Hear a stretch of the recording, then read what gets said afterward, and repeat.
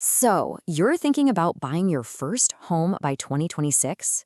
It probably feels like this huge, far off dream, right? But what if I told you it's actually a game, and one that you can totally win? Today, we're going to break down the playbook, a real step by step game plan to get you there. Let's dive in. I mean, who doesn't dream of that? Having a place that's finally all yours.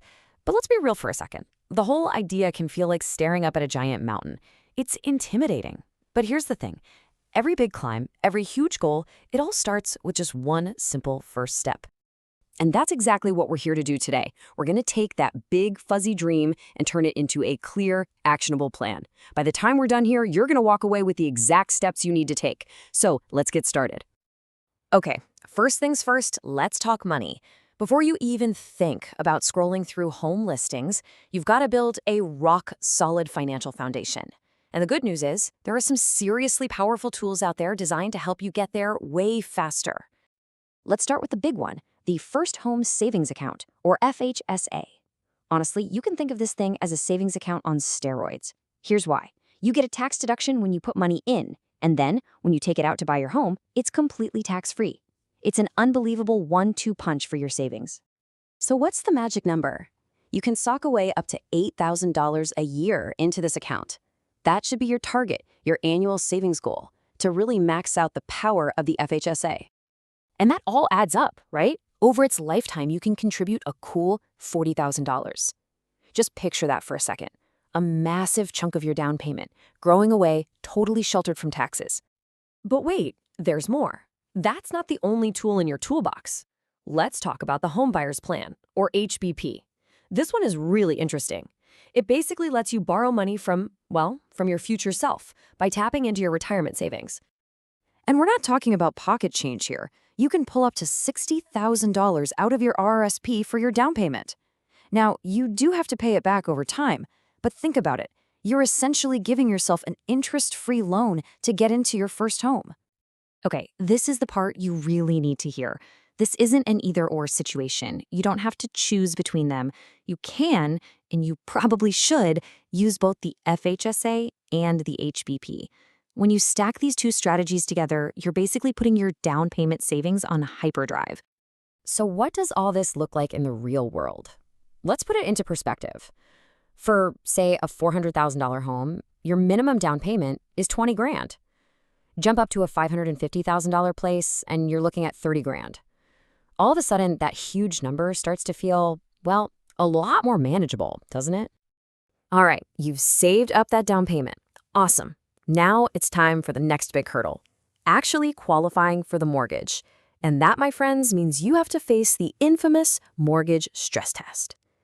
The official name is the Minimum Qualifying Rate, or MQR. But don't let the fancy term freak you out. It sounds scary, but honestly, this test is there for your protection.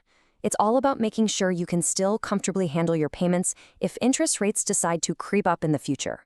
So here's the formula, here's how it all works. The bank has to test your budget against your mortgage contract rate plus an extra 2%, or 5.25%. Whichever of those two numbers is higher, that's the bar you have to clear to get approved. Okay, your finances are getting lined up, you understand the stress test. Now it's time for one of the fun parts. A really big decision. Do you go for a brand new build or a resale home? Each path has its own distinct pros and cons.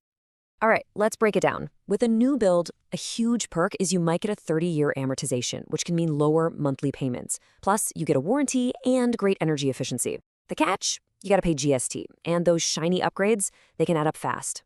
On the flip side, with a resale home, you can move in way faster, and you're in a neighborhood that's already established, with big trees and character. The trade-off is you might be inheriting an older furnace or roof, things that could need replacing sooner rather than later. So you found it, the one, the perfect place for you. Now we're heading into the final act, the really exciting part, making an offer and actually getting those keys into your hand. Now listen up, because this is super important. A smart offer always has conditions to protect you. The two absolute must-haves are a financing condition, which gives your lender time to finalize the loan, and an inspection condition. You need a professional to check for any nasty surprises. Think of these as your essential safety nets. Do not skip them. Okay, closing costs. This is one of those things that really depends on where you live. But if you happen to be buying in Alberta, for example, I've got some amazing news for you. There's no land transfer tax. That alone can save you thousands of dollars. It's a huge deal and a good reminder to research the specific costs in your area. Now, you'll still have some fees. Sticking with that Alberta example, their formula for land titles fees is very clear. It's a base fee plus a small amount for every $5,000 of your home's value. The point is, these costs are predictable. You just need to do a little homework to find out the formula where you live so you can budget for it properly. Whew, we have covered a ton of ground. So let's bring it all home and boil it down into a simple, actionable checklist of things you can start doing right now. All right, here's your to-do list. Step 1, open that first home savings account and start funding it. 2, map out your home buyer's plan strategy.